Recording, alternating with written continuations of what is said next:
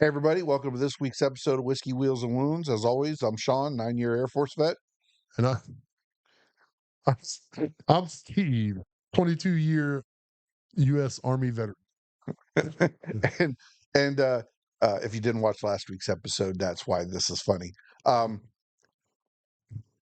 This week's featured whiskey. This week's featured whiskey is, well, we're going to go Salute whiskey this week. However, because I do not have the whiskey in that I ordered for this episode, which is the Heritage whiskey. Heritage Distillery has come up with bottles that pay tribute to the 80-year anniversary of D-Day. Which is what this episode's about. Which is what this episode is about. And they have 3 different bottles, 95 proof, 1 land, 1 sea, 1 air. That's Heritage whiskey. They are up in Tumwater, Washington. And that is Heritage Distillery. But this bottle here is a special operations salute to Army Special Forces, and it is 105 proof. And we have 2 bottles from Heritage today, so I thought that was appropriate. Yep. Since they did a bottle for D-Day. So, and like you pointed out, First Special Forces Group just had a change of command ceremony. They did. It was interrupted. Yes, it was interrupted by inappropriateness. Well, Of, I mean, technically it was inappropriate, but whoever did it, the professional NCO in me is not happy. The other half of me finds it awesome. Right. The now civilian things. The level of savagery, and if you would like, press pause on us and go just Google First Special Forces Group change of command, and I mean, they live streamed the change of command. Yeah. And in the live stream, there was a man. There was a man. With a butt plug. With a butt plug. Masturbating. Stroking the BBC. And it was not from Britain. It was a different kind of BBC. So, but yeah, the amount of savagery is fucking a 10. The Army done lost their minds. They're trying to make it go away, and the memes are just But if you do watch and you feel a certain type of way, they have sharp training to help get your levels back down. The Army really did put out a statement that said that if you were affected by that, to contact your local sharps coordinator. Right. So now motherfuckers are going to be claiming PTSD, VA claims because they were watching the change of command ceremony. Yeah. And saw a dude stroking his Johnson. Yeah. And yeah. What they saw there was pure grade Alabama black snake. Fucking Christ. Oh, shit. So whoever did it, shout out to you. Shout out. If you did it, or you know who did it, and you want to get a hold of us, that'd be awesome. Yeah. Okay. Now, on a more serious note, when this episode comes out, it'll be the day after. The day after the 80th anniversary of D-Day, Operation Overlord. Yep. For those of you that have been under a rock the last 80 years, that was the Allied invasion of Normandy, France. Yep. And we're going to talk about some of the stuff leading up to it, the game of checkers and chess that the Allies and the Axis were playing. The monumental ness, if that's even a fucking word, the just the scale. I don't know if people would understand the scale in which an invasion occurred, You, but yeah, we'll get into that. you got 3 countries, Right, 5 beachheads, right, a huge airborne mission just prior to that, right, all of the psyops that went on before that. correct. Um, it was nuts. We talked a little bit about it last week when we talked about Saving Private Ryan. Yes, And I think we might have touched on something when we were talking about Band of Brothers. yes. Um, And, so yeah, and Saving Private Ryan, they took veterans from the invasion to a screening of Saving Private Ryan, and most of them had to leave after that first 25 minutes yeah, because it was so real to them. It brought back all those things, all those feelings, all those it put them back on the beach. Um, so yeah, so June 6th, 1944, D-Day was supposed to occur the day prior. June 5th. Weather prevented, and why it was going to be June 5th is because the water table, the tide was going to be at its lowest of the year on June 5th.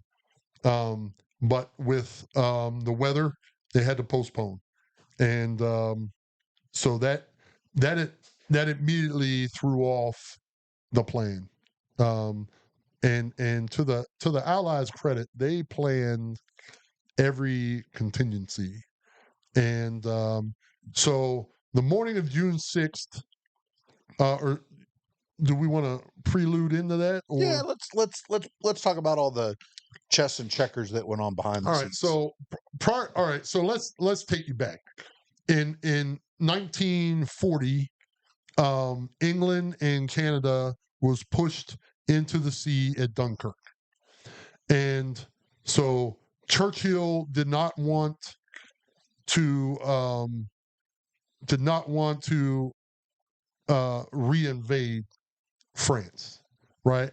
So it was another 2 years before um, he thought he would reinvade France, and that was at De- Dieppe, yeah, in 1942. Di- yeah, and they were pretty much stopped again. So when Stalin and when Roosevelt, when they had their little meeting in Iran, of all fucking places, Yeah, right? Tehran. Yeah, they had they had a meeting in Iran, of all places, and Stalin was pushing. They're like, hey, he's like, hey, I'm catching hell in the in the east, um, and I need help. You know what I mean? And after after Stalingrad and all that, so they agreed um, that America would join the fight in Europe, and so that's what got Churchill on board to be okay with the invasion. Yeah. So after that, so it was November of 43. The summit in Iran, November of 43, and then fast forward uh June of 44 is when when they The, launched. the original concept of Operation Overlord had been planned for a long time. Right. But Sicily, Italy, North Africa, all of these other places were taking precedent at the time Right. for them to divert all of their effort. And I think Eisenhower took over as Supreme Allied Commander right before the Tehran summit or right after the Tehran summit. He was appointed right after. Yeah. Yeah. And so yeah, so you know, and there was a lot of preparation prior to um for months. Units training for unknown missions, like the second Ranger Battalion. They climb cliffs for months in preparation for a mission they never knew was coming. And we'll talk about them a little bit later. But just just the amount of dedication of people to say, yeah, we're going to climb 300-foot rock cliffs for practice, for training, and not really know why until they get their mission. Yeah. Um, So the Germans along the coastline, they had, what they call it, uh the seawall or whatever. Hey, right? Bear, go outside, homie. Yeah, he's having a day today already. And he lays down. He's like, "Fuck you, Andy." Um, so that northern seawall, like, it wrapped all the way around France and Right. stuff. It was machine gun Yep. emplacements, mines, barbed wire, um, tank barriers, Yep. artillery. Like, it was very well defended all the Yeah. way along there. And something that a lot of people don't know about is his name's Percy Hobart. And Percy Hobart was like an absolute genius at tank warfare.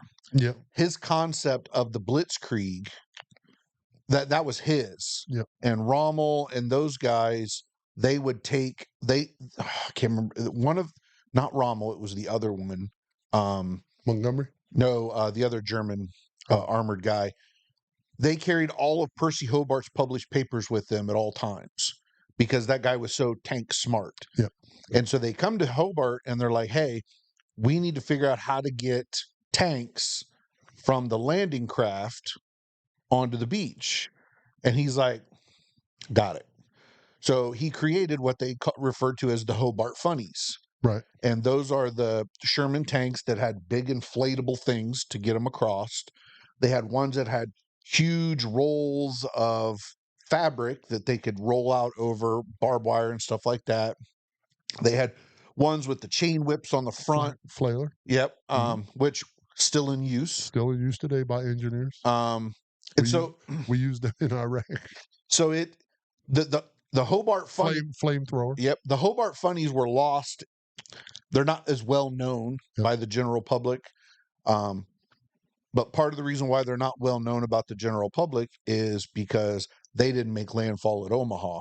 Right. And Omaha is the beach head that gets the most attention. Yeah. From it took the most casualties. Yes. And we'll get into that. So they had a whole division of guys just coming up with weird shit to try to successfully make this landfall with armored. So, it wasn't just the guys training and the guys coming up with the tacticians. It was the crazy motherfuckers going, how can we get the tank from A to B? And that was the problem in Dieppe, when Canada took some hella losses at Dieppe in 1942. They took hella losses. And the problem they found was they couldn't get armor on the beach. And the transports, they couldn't get close enough to, let the armor off. you know, as relative to the beach. So that was a lesson learned, and that's why, you know, they developed all those different landing crafts. Yeah, I learned a lot about Percy Hobart. The Fat Electrician did a video on him maybe a couple months ago, Yeah, and I had no idea. Like I'd seen like the flail and yeah, stuff like that, but I didn't realize it was one dude yeah, who the Germans copied his homework, and that's how they created the Blitzkrieg. yeah, and yeah, the Atlantic Wall uh, went from, you know, northern Spain, Portugal, all the way up to the Arctic, um, and heavily defended, because um, that was Germany's weakest. You know, they didn't have a lot of troops out that way because they were fighting Russia in the west. So uh, Yeah, I think I read that Rommel had dropped like between 4 and 6 million mines. right, once he took over on the Eastern Front, and he surveyed the land, surveyed the wall, the Atlantic Wall. Um, yeah, he's like, he again, he thought the Allies would cross at Calais.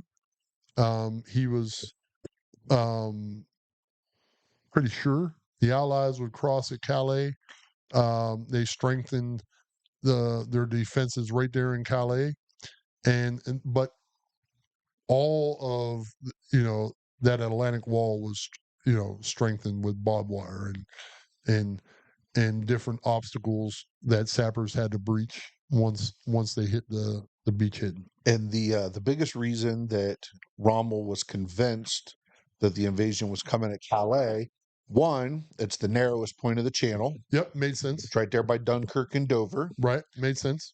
Secondly, as we talked about last week with the Patton movie, German high command had the utmost fear and respect for General George Patton. Yep.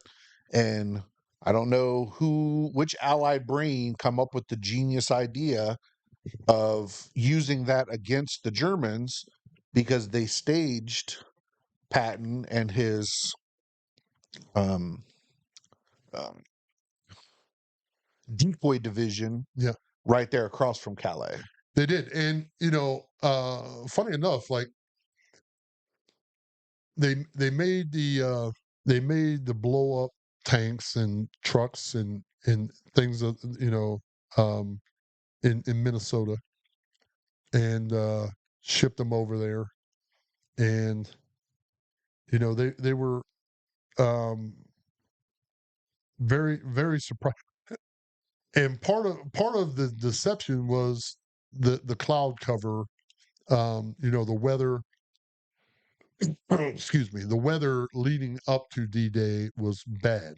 So Germany wasn't able to put reconnaissance planes in the air to take photographs of the divisions. So um,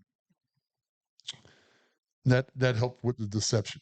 Yeah, and but man, it, like, it's one of those things where um, Patton, Patton, at this point of the war, Patton was in trouble, right? Um, Literally got himself in trouble. So, he was trying to get back in his good graces with General Eisenhower, with General Bradley, and and basically, told General Eisenhower, I'll do anything you need me to do to get in the fight. He's like, Roger, uh, go to England and just stand around, do what you do in England, and that's what he did. And It ate at him. oh yeah, the biggest invasion in the history of history, Yeah, and I'm not part of this. yeah, Yeah, it ate at him. um, But he did his part.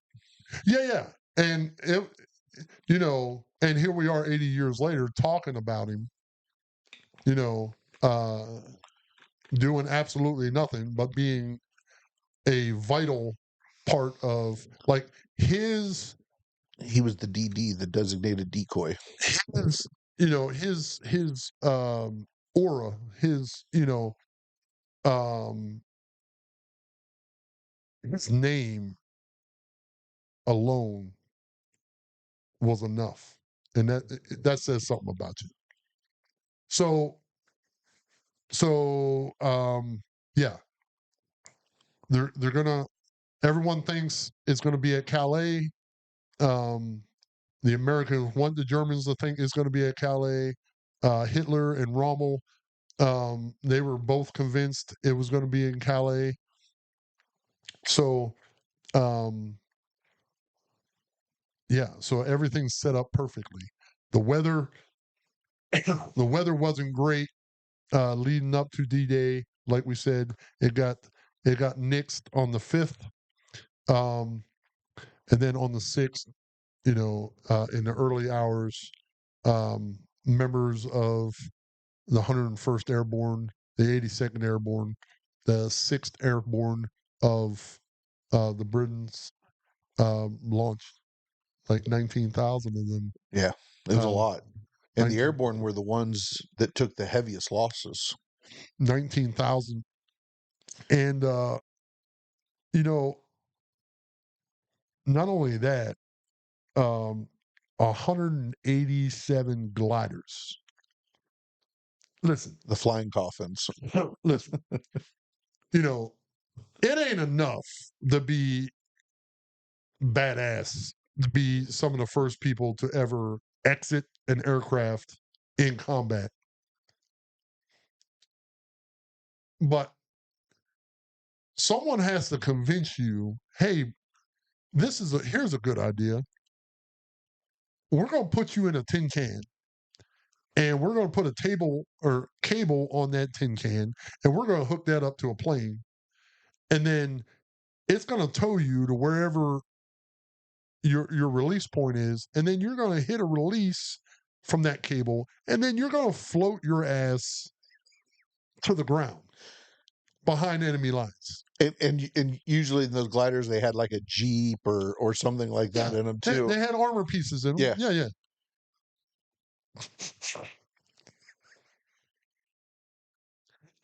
Doesn't sound like a good idea to you. And these motherfuckers like, all right. You know what I mean? Yeah, they're like, okay. Like, how low in flight school did you have to rank to be a glider pilot? You know what I mean? Like maybe you didn't even go to flight school. I mean, It wasn't really you didn't go to flight school, you went to fall school. God, dog. Like, man, much respect from them motherfuckers. Yeah, And a third of all glider troops was either killed, wounded, or captured.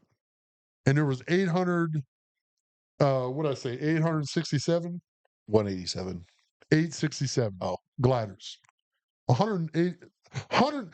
So they found people to pilot 800 fucking tin cans. Right? Not one. Like, hey, well, no. And they had to practice that shit. They had to practice that shit. Like, what the fuck? yeah, they called them flying coffins because so many of them crashed. They all fucking crashed. Like, all of them. Like, goddamn. Holy shit. So that was one of my holy fuck takeaways. Holy fuck takeaways. That right there is a prime example of the big green weenie having a good idea fairy. Right? Fuck. So okay, D-Day. Yep. So hold on. Let's paint the picture of the beaches. All right. So if you're going across the northern coast of France along Normandy, Right. the far west, Yep. you've got Utah. Yep. Next is Omaha. Yep. Those were the two beaches the U.S. were invading. Yep. Then you had Gold, British, Juno, Canadian, Sword. British. Yep. And then from the furthest east, that's where the British paratroopers landed. Yep. And then in the west, that's where America's paratroopers landed. And then farthest west, and we can talk about this real quick. And I'm gonna look up the name. So I mean, regardless, I'll probably fuck it up. But um, Second Ranger Battalion landed 225 troops at Point de Hook.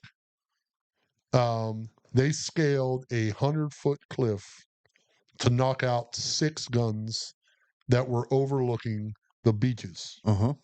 They were put on landing craft, British landing craft, and um, here you go. Here you go. The invasion is going to start at 6:30. We need you to be at the base of this cliff by 6:30 so you can climb it and knock out 6 artillery pieces by 7:00. Roger. 30 goddamn minutes to scale a 100-foot cliff under fucking fire. And they said, Roger. And then they got him there late. They got them there late because navigation. Yeah. Navigation went out, and I can I can feel for them, man. I can fucking. They did a little Steve tour out, right? Did a little Steve tour, but yeah, their battalion commander figured it out. Said, hey, we need to, and then they flanked. Right, they exposed their flanks for about 2.5 miles to get to the proper landing spot. And then when they got to the top of the cliffs, the guns weren't where they were supposed to be. Right. And like another invention, they used like catapults. They thrusted javelins, grappling hooks up on top of the cliffs. One was a smooth ladder, or one was a smooth rope, one was a coarse rope, and then one was a ladder. That they three different ropes, and yeah, wow, damn, bro. But they succeeded in their mission. They blew up all the guns. They did succeed in their mission. Again, they got there late. They got to the top late. They were the inability to call back the code word, and basically the code word sent the 1st Ranger Battalion and the 5th Ranger Battalion for the beachheads instead of backing them up. So, but they got to the top. All the gun positions were decoys. They used telephone poles painted, and then they looked like artillery pieces from the sky. But they did find them off of the initial their initial positions, a fallback position, Yeah. if you will, because of the bombardment from naval gunships. Yeah, the 82nd was supposed to capture some bridges along that western edge. The 101st was in charge of the causeways coming up off the beaches. Yep. And the British paratroopers, they were asked to slow down the Panzer response. Yeah, Panzer response. Yeah. And they ended up landing into the cantonment area of the Panzer Division. So, it's one thing to fall behind enemy lines. It's another thing to drop into their fucking backyard. Yeah. Yeah. The because of the heavy fire, the visibility issues, a lot of the paratroopers were dropped well off Yeah. where they were supposed to be. And that is depicted well in Band of Brothers. Yes. Where guys from different, you had 82nd guys and 101st guys, like, hey, you come on, you're now part of my fire team. Yeah. You know what I mean? And whoever was the highest ranking took charge of that, and that's why it was so important for everyone to know what was going the on. big mission. Yeah. Sand tables. Yeah. Yeah. So, yeah, it was the largest airborne drop ever. 19,000 airborne troops. So yeah, it was. So that all happened over the cover of night through the early morning hours. Yep. Then you had 12,000 battleships. You had 5,000 landing craft. Excuse me, 1,200 battleships, 5,000 landing crafts, and 12,000 aircraft. That's a lot. I mean, you want to talk about fuck around and find out? Yeah. That's a lot. And you had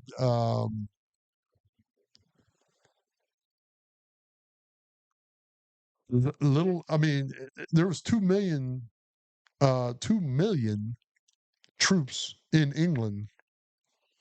I think that day alone there was 180,000 Yeah. maybe that made Right. either parachuted in or made landfall. Yeah, that's a lot. That's a fuck ton. That's a lot. That's a fuck ton.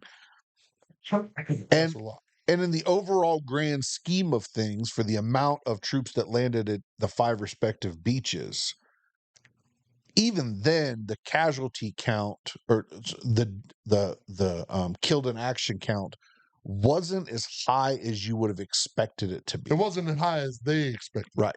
Yeah. Yeah.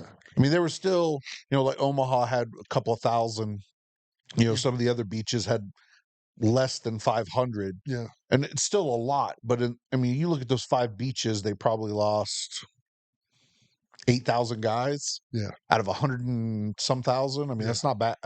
It's bad, but it's not bad. Like if you're looking at it from the bird's eye view, right. It's not bad. Right. Yeah, but goddamn, it's it's one of those things where you have to go in waves.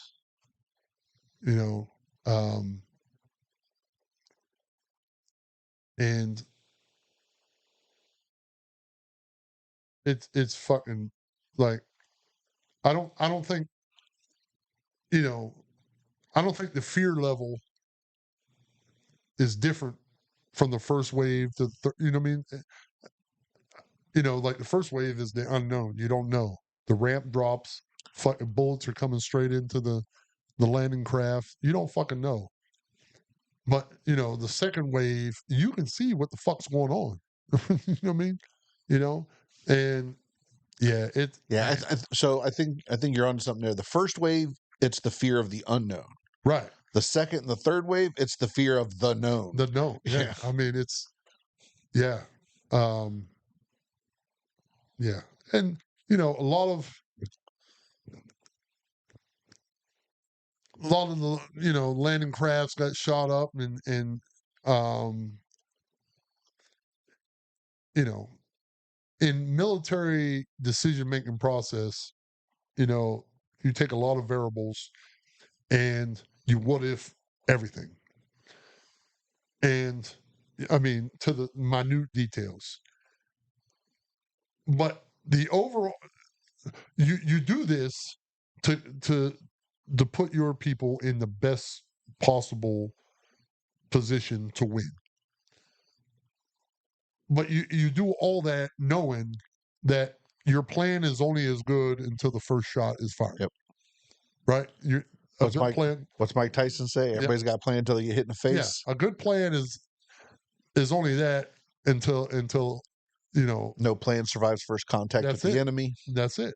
No plan survives. And that's part of the reason why none of the funnies made it to Omaha is the particular transport craft for Omaha that had the funnies on it, it left them out too early and they couldn't make it. Right. The high seas and stuff like Yep. that. A lot of those tanks sank before they could even get to the beachhead because the transport craft was taking such heavy fire that they're like, nah, you guys got to go Yeah. now. But we're not in position. Too bad. Get Yeah. the fuck going. Um, Yeah. so yeah, it was it was it's definitely like I can visually imagine now that they've put it to, um, Band of Brothers, Saving Private Ryan, in movies and stuff, Yep. where people that have been there have given it a lot of validity Yeah. to the depiction of it. So I can see that. But there is no way in hell that I could put myself in that position and understand what those guys were looking at when those ramps dropped. You know, like the ramp drops, bullets are coming in, you manage to not get hit, you get out of the landing craft, and then it's literally hell on earth right in front of you. Yeah. And when we did the peach run down to Kentucky last couple years, and we would stop at that little memorial, and they had a landing craft there, and I would always stand there. I would always go in that landing craft and stand in there and be like, man, fuck. You know what I mean?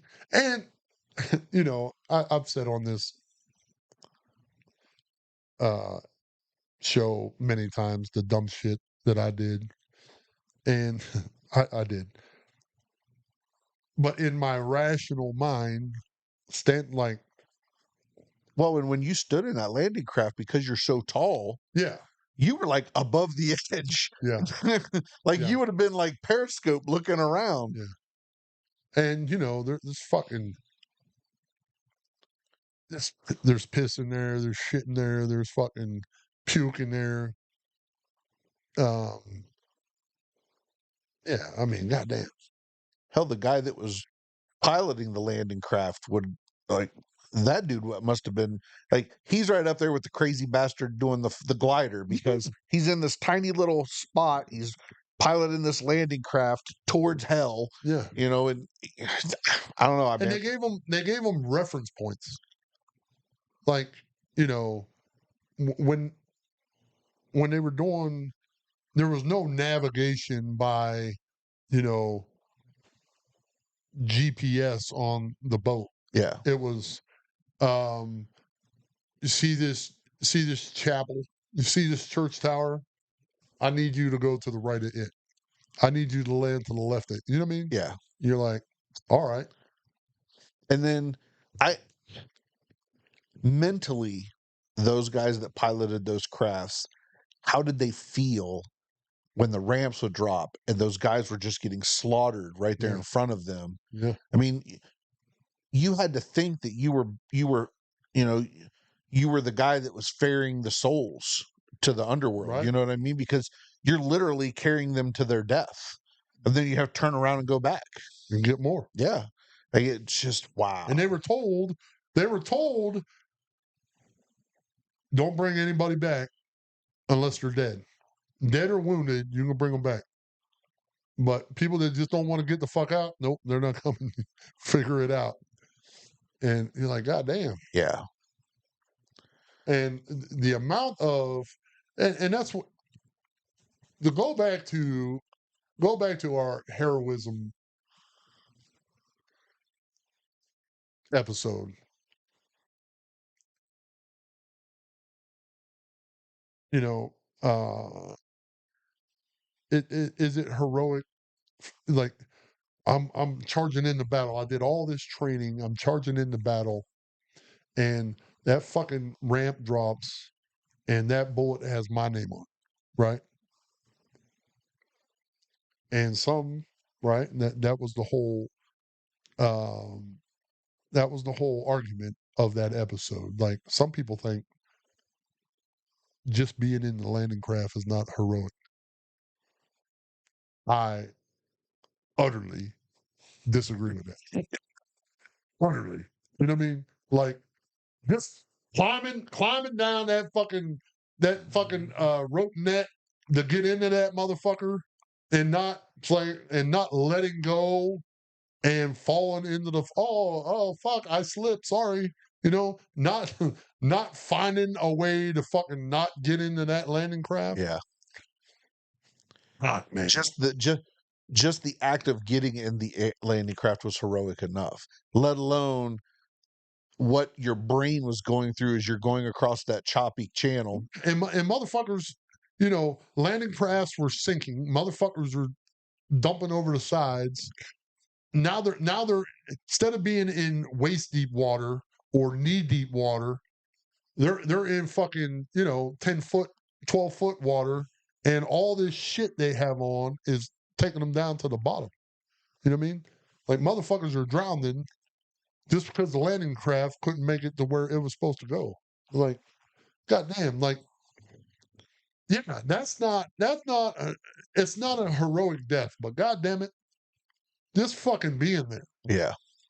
right? Just saying, yep, I'm gonna get in this fucking boat today, and I'm gonna go ray hell on some motherfucking Germans.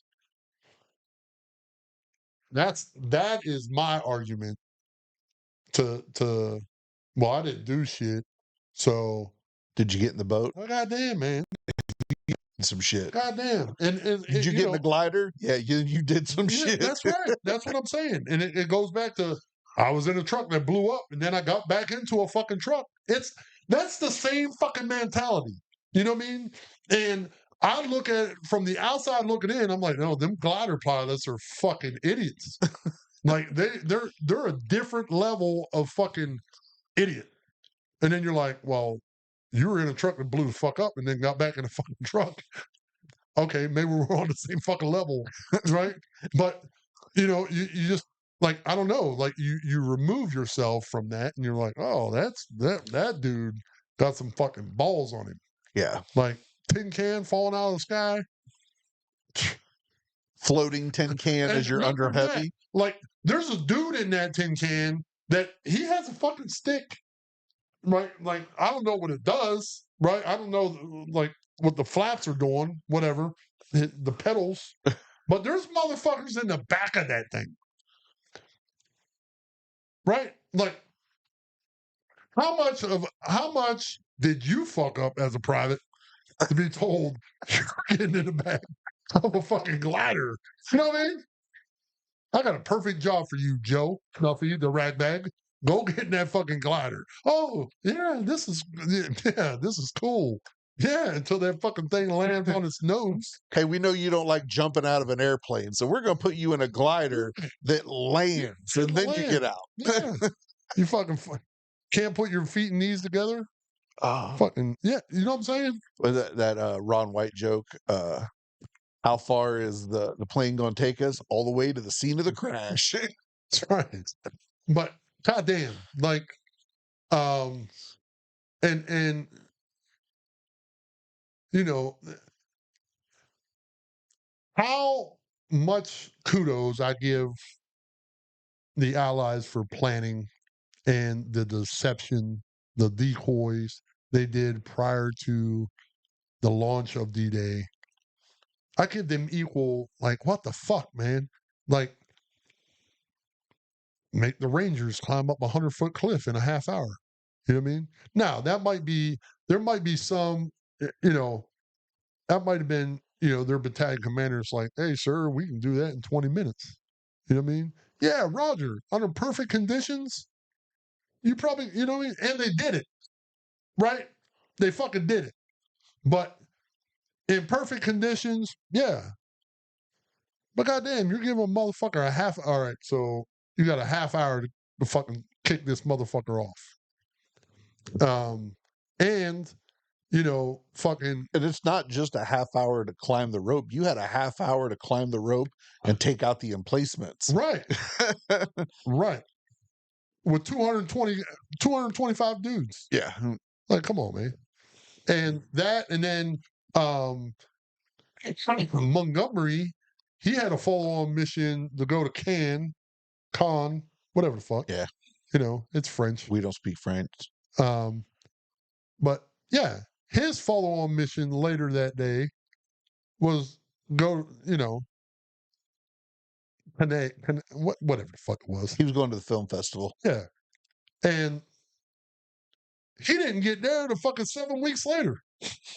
7 fucking weeks later. You know what I mean? Like, god damn. Like, as fucking kudos you got for fucking, hey, good job. Fucking deception, great. Fucking this, great. You know what I mean? You get equal fucking what the fuck over. Like, oh yeah, we're gonna hit the beach. You're gonna hit the beach. Oh, by the way, in the last 4 years, you failed miserably doing so. So you're gonna hit the beach, and not only are you gonna hit the beach, you're gonna just keep fucking rolling forward and take over a fucking town all in the same day. Goddamn. And it took you 7 fucking weeks. Like, man. Like, but You got to think, were the generals just sitting in a room with a dart and just throwing it at dartboards going, oh, that sounds like a good idea. Oh, that sounds like a good idea.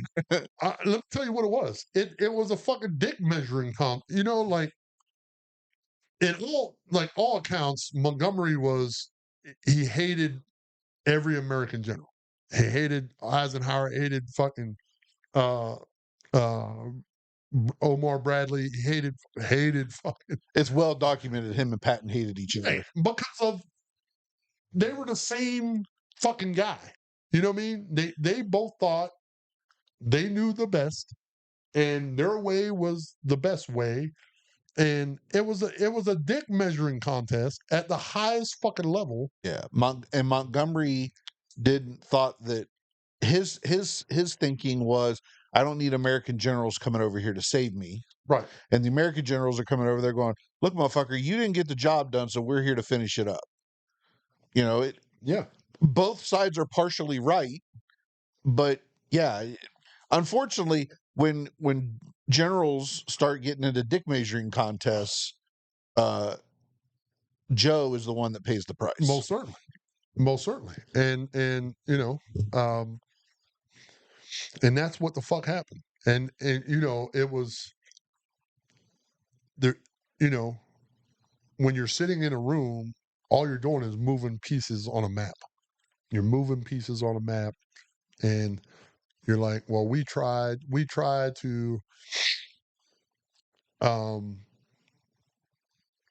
we tried to land at fucking Dippy, whatever the fuck that is, with 6,000 troops, and we got motherfucking collywalled. You know what I mean?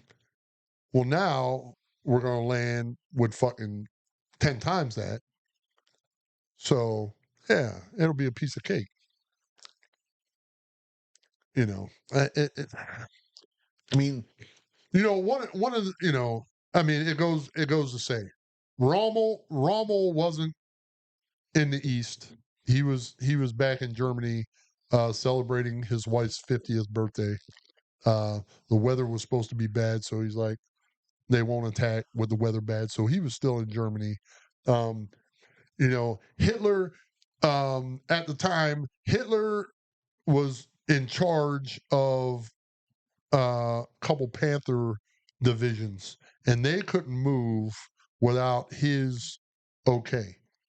And he was fucking asleep during this. So German generals couldn't move tanks into position to fight without Hitler's okay, and they wouldn't move tanks. And nobody where Hitler was would wake up the Fuhrer because he would kill him. So so no one did anything. well, and that happens in June of 44. He sewer slides himself in April of 45. Right. And that basically year time frame, no one wanted to tell him what was actually going on. Right. He surrounded himself by yes men. Yeah. And that's what happened. Yep. And because they were so accustomed to success for so many years. And Um, Strategically, they could have, if they would not have invaded east into Russia, they could have maintained control of the main European theater for a very, very long time. oh yeah, yeah. Um, Because because Russia, by all accounts, would have probably signed some type of treaty with the Nazis. yeah, because they were running out of supplies. Yeah, Um, Enemy at the Gate. yeah, That was a good movie. yeah, it was. Um, um, So they hit the beaches. yep, Airborne do their part. yep, Rangers do their part. yep, They hit the beaches. All 5 beachheads are deemed successful. yep, They they get in through up into the main portion of the land, and then over the course of the next year, they just run roughshod over Europe. yeah. And another thing, back up. Any video,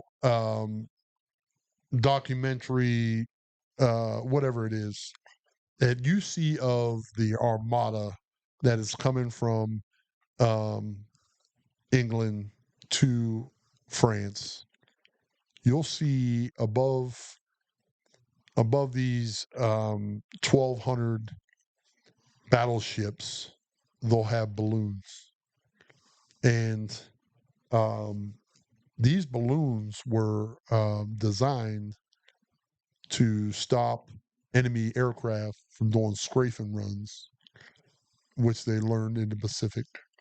Um, and they also, so they had these cables on these balloons, and if the wing or a part of a plane clips these cables, the cable would break, and it had uh, explosive device on it that would, when as the cable broke, the explosive device would hit the plane. I didn't know that. Yeah, I didn't know that either. Yeah, and a lot of the on land during D-Day, it was the same thing. They put balloons up above troops as same concept. So and that was mostly all black um, units that controlled the balloons. So huge shout out to them. Um, Yeah, it's interesting how war furthers technological advancements. right, yeah, and yeah, um, yeah. It's and we'll get in this in other episodes, but I think you can evolve and not lose your core values. Yes. Um, but I think while evolving, we've lost a lot of core values. Yeah, that is a very good Um, um, teaser for next episode. yeah, but I think as we evolved as a military, we've lost a lot of core values. And I say we, and I'll speak for the Army, but I'll tell you what, the fucking Marine Corps, as much as I give those guys shit, that they've pretty much stayed the same over the history of their organization. So, They've had a few black eyes, oh yeah, yeah, hiccups, but there's an so the Marines never have a recruiting problem. right, And because there's an expectation of what it means to be Marine. And most people that are fuck ups don't want to go to the Marines. right, So again, like last week, things like Arlie Ermy, losing his shit on that fucking Marine basic training platoon, uh, that is the type of things that, it's just. So yeah, I think of all the branches, the Marines have probably strayed the least from their core values. Yeah.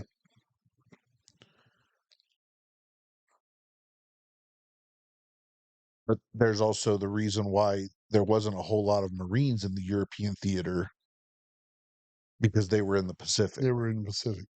Yeah. Um, just going over my notes here. I think we covered all the major. A couple of things I thought was interesting.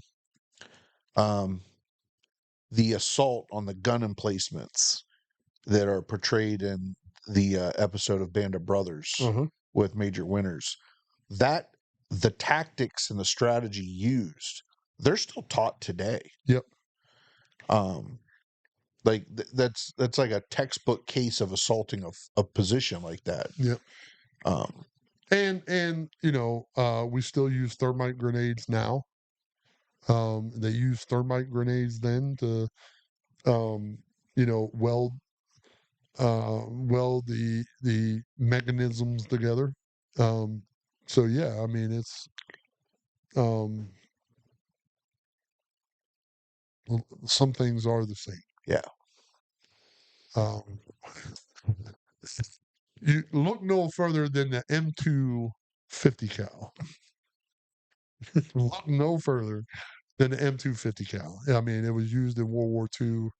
I mean, hell, that thing was designed right after World War One, used in World War II, used in every conflict the United States military has since World War II. So, yeah. If it ain't broke, don't fix it. but that motherfucker breaks the law. That motherfucker breaks the Yeah, law. but the problem is now is if they tried to replace it, it would be such an over-engineered Oh, piece of yeah yeah.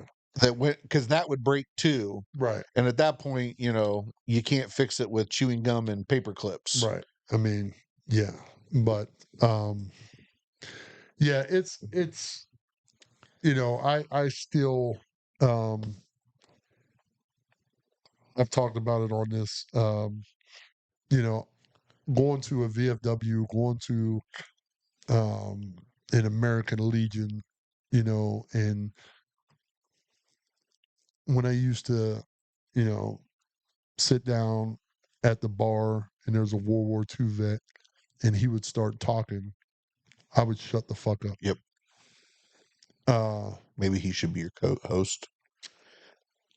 maybe he should be your co-host. Yeah. No. Maybe he Oh, should be your co-host. uh, That way you'll shut up. maybe. Um, no, because these guys, they left home and they left home 1 year, went somewhere and trained, got put on a boat, went somewhere else and trained, made their way to England or the Pacific or whatever theater they were in, trained some more, then got put on a boat. And then spend the next couple of years just fighting their ass off. Yeah, spent a couple of years fighting their ass off through Europe to earn points to be allowed to come back home. You know what I mean? And we, we don't appreciate Mm-mm. we don't appreciate that shit. When we went to Iraq or Afghanistan, we knew the day we were leaving, we knew the day we were coming home Yeah. for the most part. Yeah. And when they stop lost us, a lot of people lost their damn minds. Lost their fucking minds, and This is unconstitutional.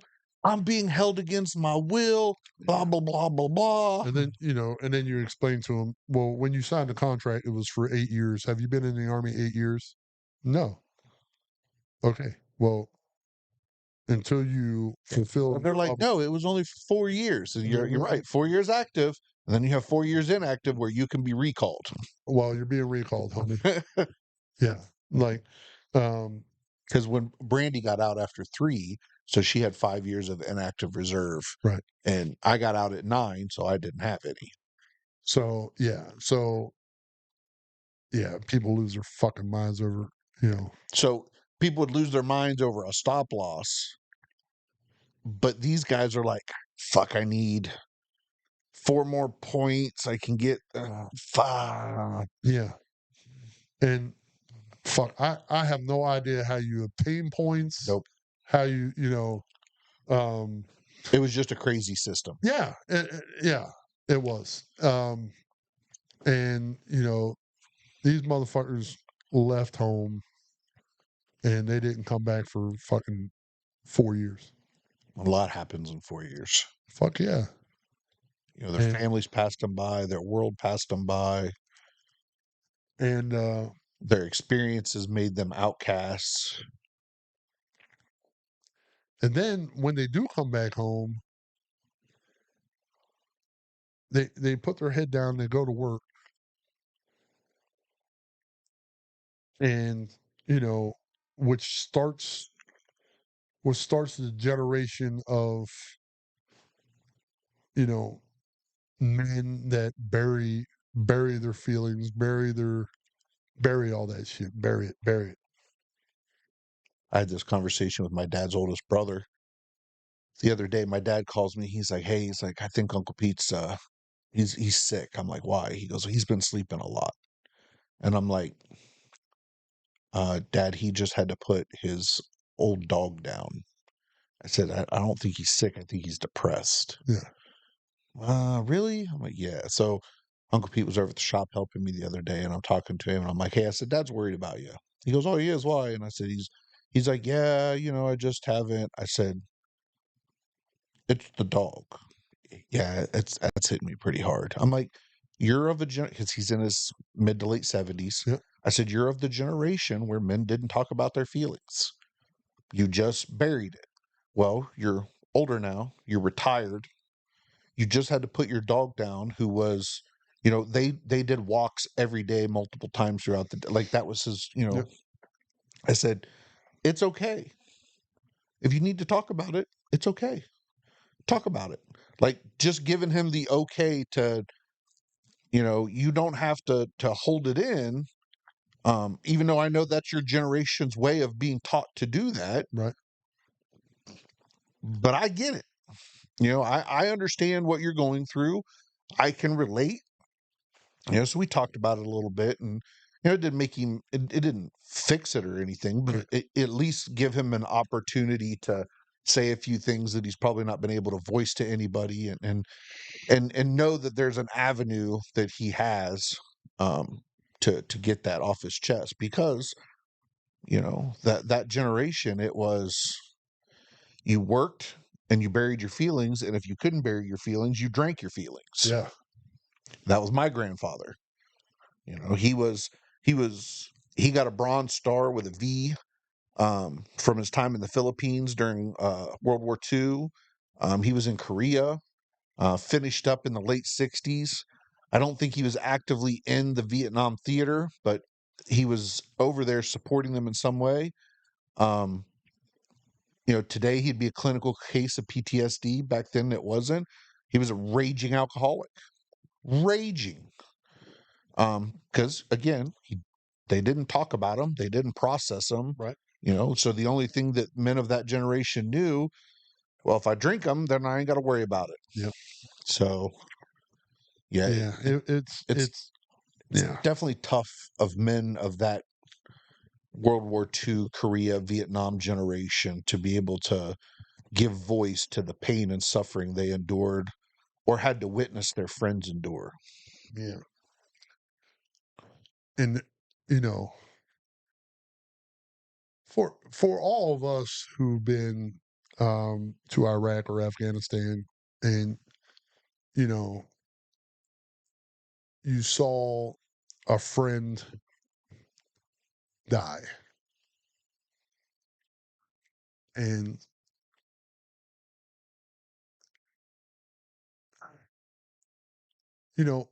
for these guys in these guys who landed on Omaha Beach, fucking squad died. You know what I mean? Yeah. Like their whole platoon died. One shot. Like, there's platoons filled these landing crafts, you know, and they're yeah. I mean, I'm sure there was some sense of why not me? Oh, absolutely. The airborne guys and those DC-9s, you have, squad, team, platoon, whatever in these planes that get hit, a couple of guys that make it out, the rest of the plane goes down, Yep. and you're like, "My-" and a lot of those guys were guys that, they had enlisted together at a recruiting station. They had volunteered to go to the same place so they could, be with somebody they could trust. And it could have been a guy he's been friends with ever since he was, Yep. little. And he's falling out of the plane with his parachute, and his buddy's engulfed in flames as the plane's going down. Like Yeah. the trauma. Yeah. Well, and that leads me to our generation. It's still taboo for men of our generation to talk about the things that we talk about with Mm. other men, but it's more socially acceptable now than it was Oh yeah, most certainly. 80 years ago. Most certainly. And I think, I mean, even now that I mean that's part of what we get the most. People come up and say, "Man, you guys you articulate what I've been feeling, and I haven't been able to say it or Haven't found the person to say it to. right." And but you guys and yeah, like I don't know, maybe I it don't make us any more men. You know what I mean?